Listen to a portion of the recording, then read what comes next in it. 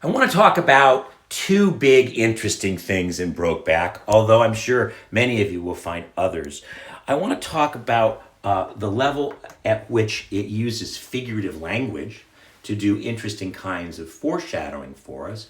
And I want to talk also about, I guess it's the reception of Brokeback Mountain a little bit, the interesting reception that this has been known when the movie came out in 2005. It was called the Gay Cowboy Movie. And it made a huge splash. It was controversial in 2005. There were people picketing against the movie, anti-gay rights, people who thought that it was who challenged and upset and outraged by the representations that they had heard about. So that's interesting because I would argue not only are they not cowboys, they're ranch hands, but I might even argue that that Ennis, at least, we can't call Ennis gay. And we'll get to that a little bit later. But I want to first point out that one of the great misreads of the movie are the two beautiful characters that were cast. Heath Ledger and Jake Gyllenhaal are probably two of the most handsome members of the male human species that we could find on the planet. Ledger, may he rest in peace. They're gorgeous men, and they're filmed in a gorgeous way by Ang Lee. Lots of close-ups, enjoying the loveliness of their jaw structure and their bodies. But I want to point out to you very carefully how Annie Proulx describes these two characters and how she represents these two guys. First of all, their names are kind of, all the names in Brokeback Mountain, all the language is oddly suggestive. We'll come to that in a second, but let me tell you how Jack looks. This is on page 7 in my edition. If you want to follow along, you can. They found a bar and drank beer through the afternoon. This is just when they've just met. They've just been hired. Jack telling Ennis about a lightning storm on the mountain the year before that killed 42 sheep, the peculiar stink of them, and the way they bloated, the need for plenty of whiskey up there. He shot an eagle, he said, turned his head to show the tail feather in his hatband. These are the kinds of things that they're interested in. Whiskey, smelly, bloated, stinking animals, and look at my cool feather. This is not a catalog of sophistication. This is very simple and really the world as it is sort of world of these two guys. Now, here's Annie Proulx describing one of the main character, or one of the main characters. At first glance, Jack seemed fair enough with his curly hair and quick laugh. But for a small man, he carried some weight in the haunch, and his smile disclosed buck teeth, not pronounced enough to let him eat popcorn out of the neck of a jug, but noticeable. He was infatuated with the rodeo life and fastened his belt with a minor bull riding buckle, but his boots were worn to the quick, whole beyond repair, and he was crazy to be anywhere else than Lightning Flat. Jack is short, fat-assed, and buck-toothed. And he's got crummy little shoes that are worn through. This is not a glamorous, handsome, sharp Heath Ledger. This is a fat-ass, buck-toothed little guy with crummy, dirty clothes. Talks big, but a little man. Now, let's look at our other main character, the lovely Ennis Del Mar. Ennis had a high arched nose and a narrow face, was scruffy and a little cave-chested, balanced a small torso on long caliper legs, that would be bow-legged legs, possessed a muscular and supple body made for the horse and for fighting. His reflexes were uncommonly quick, and he was far-sighted enough to dislike reading anything except Hamley's Saddle Catalog. So we have a sort of a needle-nosed, long-necked, cave-chested, bow-legged, wiry little Ennis, squeaking his eyes because he's so far-sighted. And we have fat-assed, buck-toothed Jack Twist. These guys are not anybody's idea of a beautiful glamour couple. And as we talked about the surprise of their physical sex later on the mountain, please notice it's also surprising to us because we don't imagine people like this even being sexual. Sexual people are beautiful, are glamorous, are pretty, however they're represented in the Western Romantic tradition. They're not described as poor, weirdly shaped. I mean, if these guys were at the bar or in the cafeteria, we'd be like, who are those weirdos over there? They look weird, they talk poorly. So our characters are singularly unromantic, singularly unbeautiful, and in gay land, right? Gay men, what are we? We're beautiful, we're glamorous, we're handsome, we're rich, we're all hairdressers, florists, and architects. Or so these stereotypes go. These guys are about as far away from the cultural stereotype of the gay sophisticate as we can imagine. Certainly, as that gay sophisticate is understood by Annie Proulx in 1997, and even as it might have been looked back at in the early days or the pre-days of the gay lib movement. So, okay, what's interesting? These guys are ugly. These guys are poor. And as we find out, these guys are also ignorant. They're not attractive physically. They have very little in terms of resources, and they have no education. They don't read. They're rural, and rural Wyoming in the 40s and 50s, when these guys were growing up, was cut off from the world. The highway system wasn't in yet. Indoor plumbing was just coming in different places. There would be many places that wouldn't have indoor plumbing. There were few movie theaters. There was no TV in the houses that they grew up. They would have heard radio maybe. So they haven't traveled to a city at this point in their lives, or barely. Certainly Innes hasn't, but Jack was a little bit more widely traveled because of his rodeo work. But Innes lived an isolated, alone land, trying to make some money watching sheep. They weren't cowboys. They were too poor. They didn't own their own horses. They had very little ranching skill or knowledge. So these guys are about as far from the stereotype of a hot gay couple that we would have, and certainly that affects the anticipation that we might have as readers. So that's one interesting little tidbit that plays out very differently in the text than it does the movie. It's one of the reasons that Annie Proulx did not like the movie. She was really mad all the way to the bank. But another thing I'd like to point out is I'd like to talk a little bit about the language, the very figurative language. And first of all, there's all these weird words. Brokeback Mountain.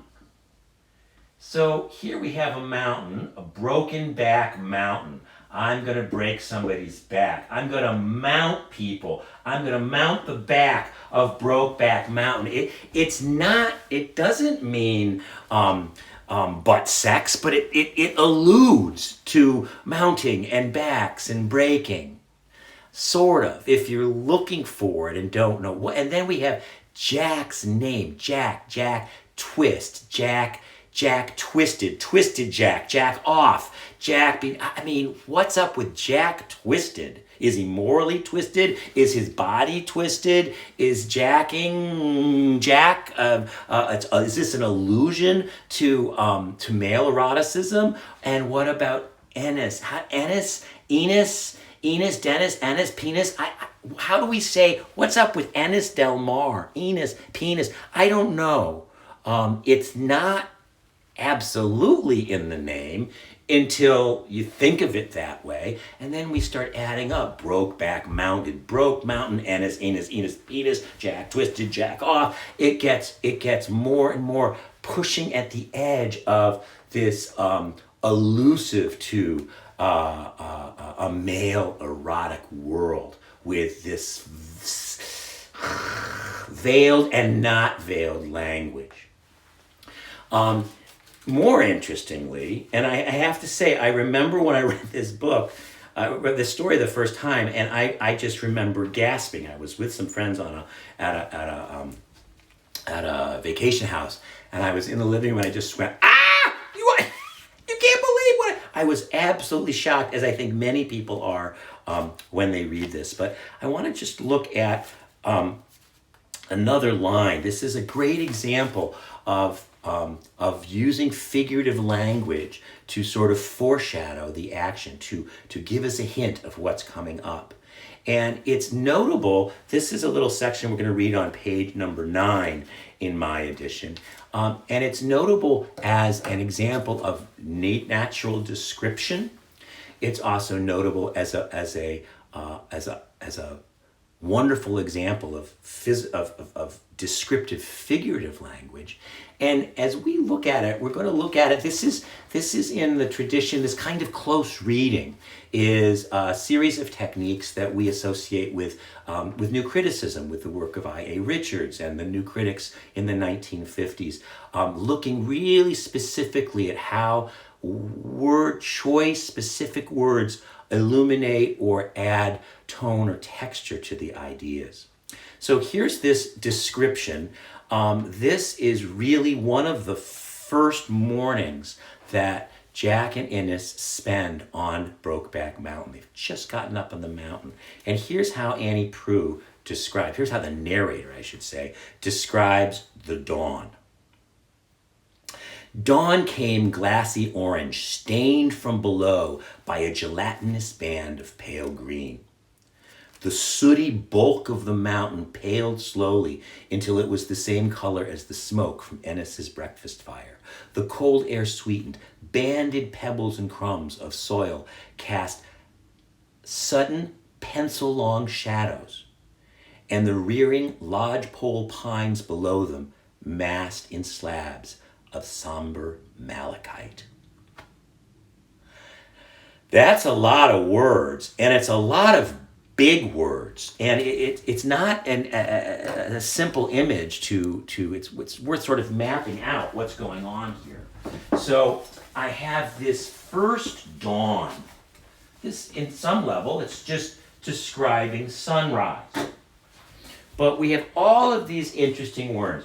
Dawn came glassy orange, stained from below, by a gelatinous band of pale green. So here's the sun coming up. Maybe they're sitting over here and they're looking at the sun coming up over Brokeback Mountain, right? So there's the sun, and the sky is kind of glassy orange, stained by below by a gelatinous band of pale green. So the word glassy orange, okay, so the sky was orange, but why is it glassy? You know, why use that word glassy like I hear glassy and glassy-eyed. The glassy-eyed haze we have with a hangover. We wake up glassy-eyed, glassy orange. The mountain isn't just green. It's stained green, which is a word of it's a negative word. It's a word of we stain things with dirt. We stain things with things that just won't come off, that we can't get away from, that are permanent. The sooty bulk of the mountain paled slowly until it was the same color as the smoke from Ennis's breakfast fire. The sooty bulk. So soot too is a kind of dirt. The big dark mountain paled because light came on. It got paler. It was really black, then gets gray, and then gets a little less grayer, because as the light comes up, we can start to see things more clearly. The dirt and darkness become more visible. The cold air sweetened banded pebbles and crumbs of soil. So if the sun is coming up, and if here we have little pebbles of soil and the sun's coming up, all of a sudden when the sun peeks out, the crumbs of soil cast sudden pencil-length shadows. Okay, this pops up, boom, and the rearing lodgepole pines below the mast in somber stripes of malachite. Now, malachite is a green, semi-precious stone that looks like tiger stripes in green. So what that's describing is the green of the trees against the black of the mountain, creating a precious, semi-precious stone-like look, stripes. And then, but what's doing that are these rearing lodgepole pines. I don't know what a lodgepole pine is, and why do they have to rear? So this so what is that language, rear? Well, it certainly describes my back end, my rear end, poles that lodge, to put things in. And again, we're talking about landscape. We're not talking about bodies or the tent. This is several pages, 5 pages before what happens. But there's something about this environment. The language that's being used to describe this environment is this language of stain, of soot, of lodging rear pole pines, and sudden pencil-length shadows pop up. Well, how long is a pencil? Well, a pencil's 6 inches or so. Popping 6-inch things popping up at dawn. And other things that pop up at dawn, many of you certainly know, is men's erections, the morning wood, the tumescence that many men feel early in the morning as the hormonal fly and people wake up with a woody, as they say. So the images, this is not tumescent swollen penises in the morning, but this is phallic imagery, the phallic imagery of lines suddenly popping up at dawn. As we've seen in other places, there is a suggestion. This is a land, Brokeback Mountain is a land full of lodging rear and poles and phallic images of even the shadows pop up 6 inches long. It's glassy, it's stained, it's sooty, it's dirty, it's eternal. There is, as beautiful as this sunrise must have been, it is a sunrise whose figurative language is dark, morally challenged, or certainly not. It's certainly not a one-sided beauty. It's beauty with all kinds of other things. This kind of linguistic density, this figurative density of the book comes out throughout. As you're looking and thinking about your lit journal this week, you might also look at that wonderful section of when they come down the mountain, at the end of the summer. Look at the weather on this mountain. After looking at the weather of Dante, I'm so interested in seeing what you can find in the weather of Brokeback Mountain as they descend. So, lots of interesting and intriguing language in Brokeback Mountain. We'll see you one more time. We'll talk about what all this has to do with us, or what this has to do with American literature at the end of the 20th century and the beginning of the 21st. See you in a bit.